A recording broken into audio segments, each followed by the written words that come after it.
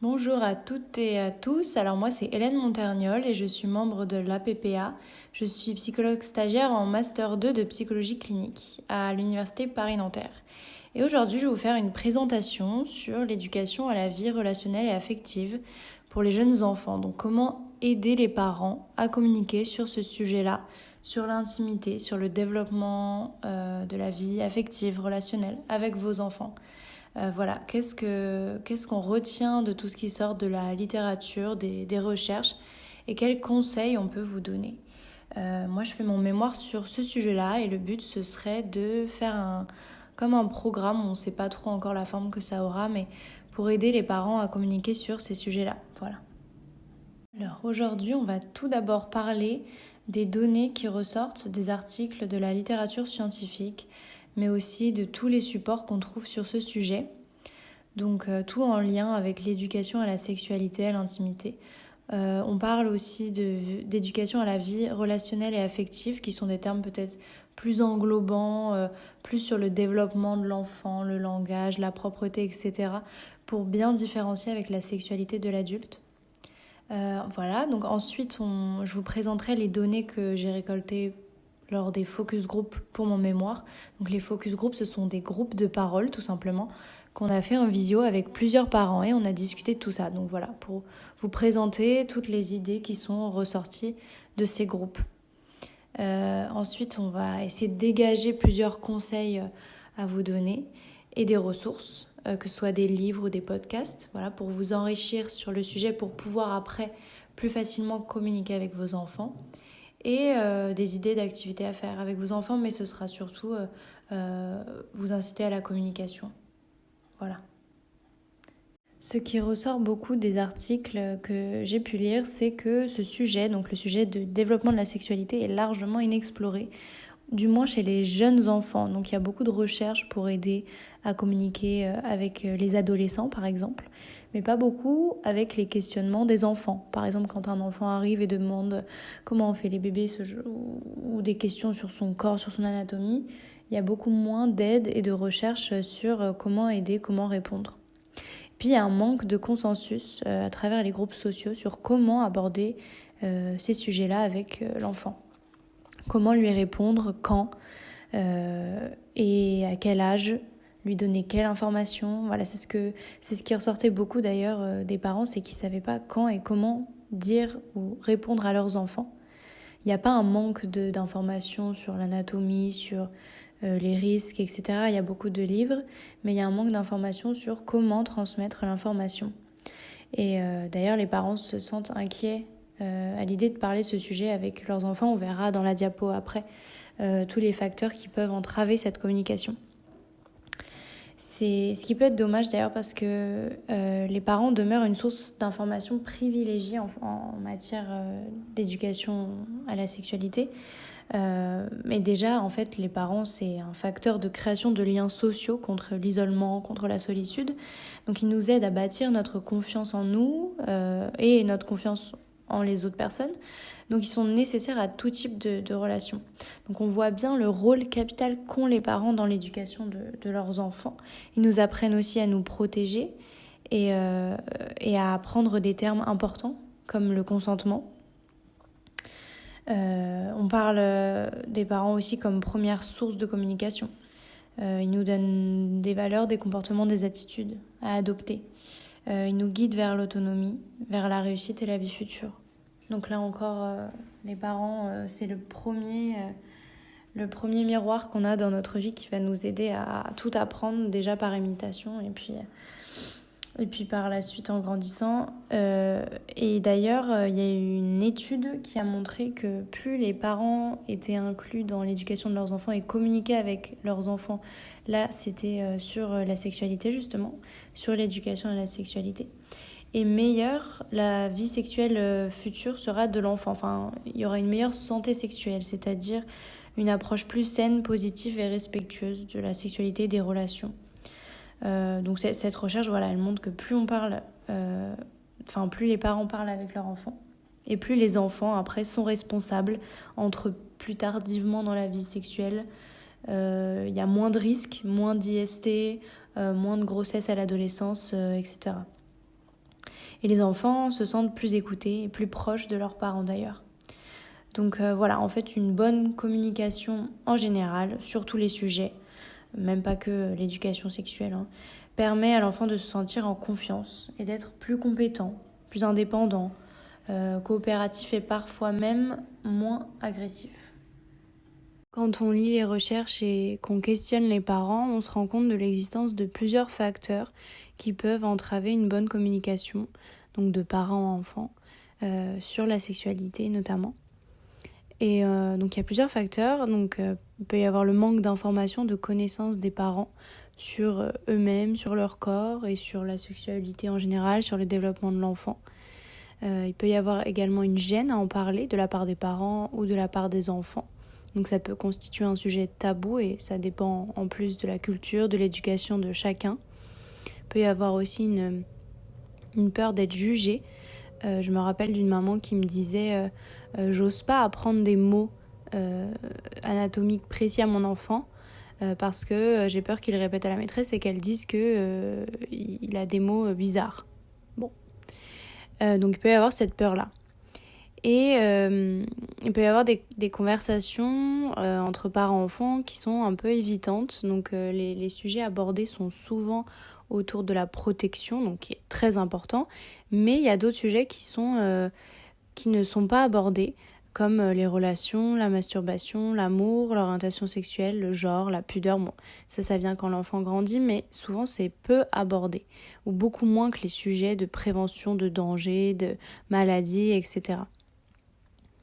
Donc on se rend compte de ces difficultés et nous, si on doit développer un programme, ce qui serait bien, c'est d'harmoniser les pratiques, d'encourager la communication et viser l'autonomie tout en faisant attention au bien-être physique, psychologique de chacun. Donc il faut que chacun soit à l'aise. Chacun fait comme il peut. Voilà, faut vachement déculpabiliser les parents avec tout ça et faire au mieux avec sincérité en tout cas. Et il faut aussi, donc troisième point là sur le diapo, savoir s'adapter au développement physiologique et verbal de l'enfant. Donc là, on a marqué plusieurs concepts qui sont importants à connaître pour s'adapter à l'âge, à ce que l'enfant sait déjà dans son développement faire, et pour pouvoir adapter ses explications en fonction de l'âge de l'enfant et de ce qu'il connaît. Donc là, on a marqué plusieurs concepts. Donc il y a le concept de soi qui arrive vers la 2e année, le concept du corps, le rapport de réciprocité avec autrui entre 2 et 7 mois, les capacités de communication qui arrivent beaucoup vers la maternelle, et les premiers mots, etc. Et le développement de la pudeur et le besoin d'intimité. Donc tout ça, on peut le prendre en compte pour adapter ses explications. Essayer d'observer chez son enfant où il en est, quel mot de vocabulaire il connaît, pour pouvoir adapter ses explications. Donc là, voici les sujets abordés lors des focus group. Donc déjà, le fait que c'est un sujet tabou, il y a des parents qui se sentaient plus en difficulté que d'autres pour en parler avec leur enfant, pour leur répondre à leurs questions comme comment on fait les bébés ou gérer des situations de masturbation où l'enfant explore son corps, c'est pas trop ce qu'il fait. Et donc devoir lui expliquer qu'il a le droit de le faire en privé, mais qu'il faut respecter l'intimité, le consentement des autres et donc pas le faire devant les autres. Ce genre de situation à gérer en tout cas. Donc ça qui peut constituer une gêne, voilà. Il a été abordé aussi des abords plus techniques, donc est-ce qu'on emploie des termes anatomiques avec un discours scientifique, donc on parle de pénis, de vagin, etc., ou de termes plus imagés, comme la graine, voilà, pour expliquer à l'enfant. Beaucoup de parents utilisent des livres aussi, comme support pour parler avec leur enfant, leur expliquer, leur montrer des schémas. Donc ça peut être une bonne idée. D'ailleurs, je vous en conseillerai quelques-uns plus tard.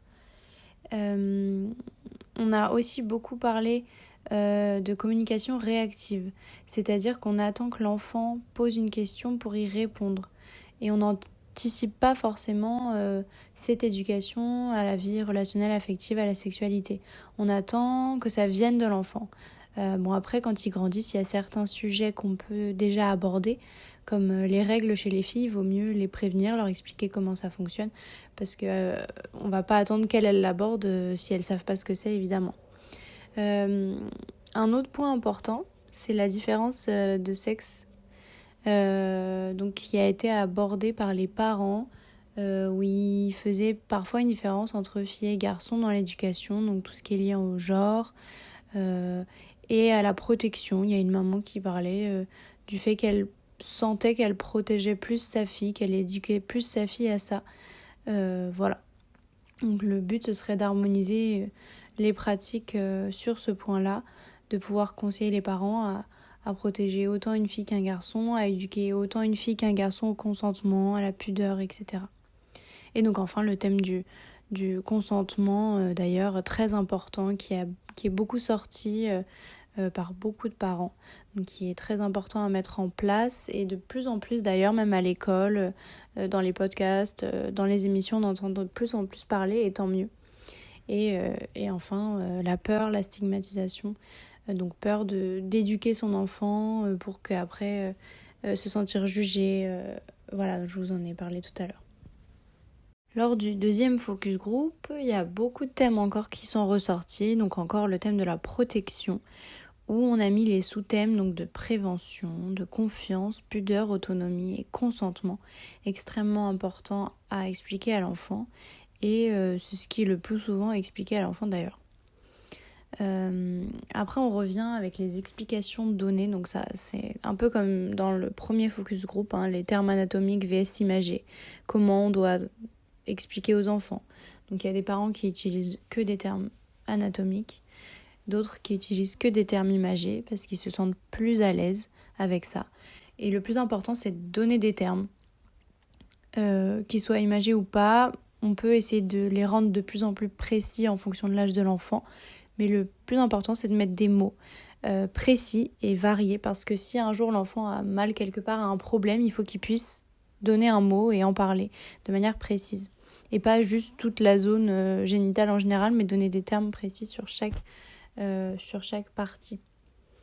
Il y a encore la différence des sexes qui est ressortie, mais avec un point en plus cette fois, c'est la différence anatomique. Donc comment expliquer à une fille, à un petit garçon, pourquoi il y a des différences, etc. Et puis encore, l'éducation varie selon le sexe, donc c'est encore le même point que lors du premier focus group. Voilà. Il y a le thème des questionnements des enfants, donc qui ressortait beaucoup. Donc beaucoup d'enfants se posent des questions sur la grossesse, la reproduction, mais aussi sur les relations, l'amour. Il y a un papa qui disait moi mon enfant, dès qu'il regarde un film, il dit pourquoi les gens ils s'embrassent, voilà. Donc on a dû lui expliquer. C'était très mignon. Après il y a le lien mère-père qui a été abordé. Donc est-ce qu'il y a la même approche sur l'éducation venant du père ou venant de la mère? Il y a des mamans qui disaient, moi quand mon petit garçon me pose des questions sur des problématiques plutôt de garçon, j'envoie vers le père, voilà. Puis il y a une maman qui disait, nous on est deux mamans et on se débrouille très bien, lui expliquer que même si c'est des problématiques plutôt biologiques de garçon, on va dire. Et ensuite, il y a le thème de l'orientation sexuelle qui a été abordé, où les parents expliquaient vouloir transmettre vraiment la tolérance à leurs enfants, sur la différence, sur tous les genres existants, sur l'expression de soi, voilà. Alors maintenant, on va essayer de dégager des formes de conseils qui ressortent donc des témoignages des parents lors des groupes de parole, et aussi de tout ce qu'on peut lire dans la littérature. Donc le premier, ça va être d'essayer de travailler le sentiment de compétence des parents, c'est-à-dire de prendre confiance en eux, dans leur capacité à communiquer. Se déculpabiliser quand on ne sait pas, ça arrive et c'est super dur d'être parent. Et apprendre à écouter leurs enfants aussi. Le deuxième point, ça rejoint un peu le premier, c'est être authentique, sincère. C'est savoir dire à son enfant quand on ne sait pas répondre, lui dire écoute, là je peux pas trop te répondre, mais je vais me renseigner et je reviendrai plus tard. Ne pas hésiter à revenir plus tard d'ailleurs sur les discussions qu'on peut avoir avec ses enfants. Le troisième point, ça va être de ne pas anticiper trop les questionnements des enfants, donc de les laisser à leur rythme, dans leur développement, et d'adapter les explications en fonction de l'âge et de la demande de l'enfant. Donc je reprends l'exemple d'une maman qui me disait « Ma petite fille connaît tout le nom de ses doigts, donc le pouce, le majeur, l'index, etc. Pourquoi je lui donnerais pas le nom de ses parties génitales avec précision, vu qu'elle connaît déjà plein de mots de vocabulaire ?» Voilà. Et après, sauf certains sujets, c'est comme j'ai dit tout à l'heure, sur les règles, par exemple, que là, il faudrait anticiper ce sujet parce que si on ne prévient pas, ça peut vraiment faire peur aux petites filles qui ont leurs règles. Enfin, aux jeunes, aux adolescentes. Le quatrième point, c'est que tous les thèmes peuvent être abordés. Donc la prévention, la protection, évidemment, mais aussi les relations, l'amour, l'anatomie. Il ne faut pas hésiter à vraiment parler de tout le plus librement possible. L'avant-dernier point, ce serait respecter la culture et l'individualité de chacun. Et donc chacun va avoir ses habitudes qui vont différer, c'est normal, il faut le respecter. Faire chacun avec ce avec quoi on est à l'aise. Et le dernier thème, c'est plutôt l'utilisation de termes anatomiques, donc comme je disais tout à l'heure, de plus en plus précis en fonction de l'âge, évidemment. Alors là, je vous ai mis des idées de ressources. Donc le petit illustré de l'intimité qui est très bien fait, très moderne, très inclusif et qui pour le coup parle de plein de sujets comme les différentes familles, les relations, l'amour, l'anatomie. Il y a plein de schémas, donc c'est plutôt bien pour le montrer à son enfant, lui expliquer avec lui. Il y a plein d'autres livres, donc là je vous ai mis 3 couvertures, il y en existe pour tous les âges. Il y a beaucoup de livres pour les adolescents, moins pour les petits, mais ça existe quand même, notamment là l'encyclopédie de la vie sexuelle pour les 4-6 ans. Donc de quoi on peut parler. Et je vous ai mis aussi un podcast, donc La chose étrange, mais il y a plein d'autres podcasts, et là ce serait plutôt à destination des adultes pour parler de sexualité de l'adulte. Mais pour, si ça vous intéresse, vous éduquer sur votre propre vie sexuelle d'adulte pour être plus à l'aise avec son corps et pouvoir après parler de tous les sujets avec plus d'aise et plus facilement. Et il y a bien sûr plein d'autres ressources, il y a même des comptes Instagram, pareil pour vous éduquer de votre côté sur la sexualité de l'adulte comme Jouissance Club, le guide du clito. Et il y a plein d'autres livres, podcasts, vous pouvez chercher. Il y a la chaîne YouTube aussi de Charles.co qui est un médecin sexologue que je peux vous conseiller. Pour finir, alors voici une petite liste